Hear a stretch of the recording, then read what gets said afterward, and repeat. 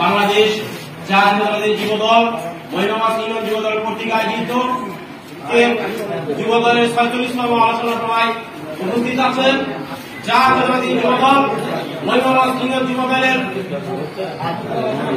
সাধারণ সম্পাদক উপস্থিত আছেন বাংলাদেশ জাতীয়তাবাদী দল বিএনপি গাইবান্ধা জেলা বিএনপি শ্রম বিষয়ক সম্পাদক রংপুর চিনি কলেজ তিনবারের সাবেক সভাপতি আবু সুফিয়ান সুজয় উপস্থিত আছেন মহিলাবাস ইউনিয়ন বিএনপির সাবেক সাধারণ সম্পাদক আবু বকর সিদ্দিক ভাই আর উপস্থিত আছেন বাংলাদেশ জাতীয়তাবাদী যুবদল মহিলাবাস ইউনিয়ন যুবদল স্বেচ্ছাসেবক ছাত্রদল সকল অঙ্গ সংগঠনের নেতৃবৃন্দ সবাইকে জানাই আমার প্রিয় সংগঠন বাংলাদেশ জাতীয়তাবাদী যুবদল মহিলাবাস ইউনিয়ন যুবদলের পক্ষ থেকে এবং আমার ব্যক্তিগত পক্ষ থেকে সংগ্রামী সালাম। আপনারা জানেন বিগত ১৭টি বছর এই আওয়ামী সন্ত্রাসী সরকারের অত্যাচারের কথা আপনারা জানেন।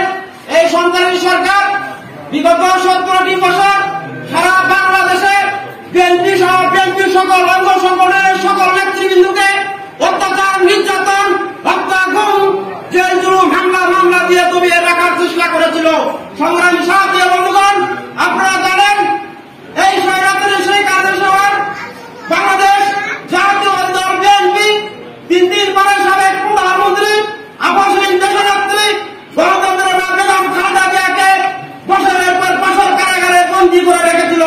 সংগ্রামী সাথী বন্ধুগণ, আপনারা জানেন এই আওয়ামী স্বৈরাচারী সরকার বাংলাদেশ জাতীয়তাবাদী দল বিএনপির ভারপ্রাপ্ত চেয়ারম্যান আগামী দিনের রাষ্ট্রনায়ক জনাব তারেক রহমানকে দেশের বাইরে থাকতে বাধ্য করেছে।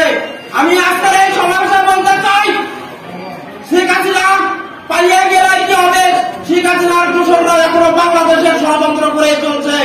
যতদিন পর্যন্ত আগামী দিনের রাষ্ট্রনায়ক জনাব তারেক রহমান বাংলাদেশের বাড়িতে ফিরে না আসবে, আমাদের আন্দোলন আমাদের সংগ্রাম অব্যাহত থাকবে।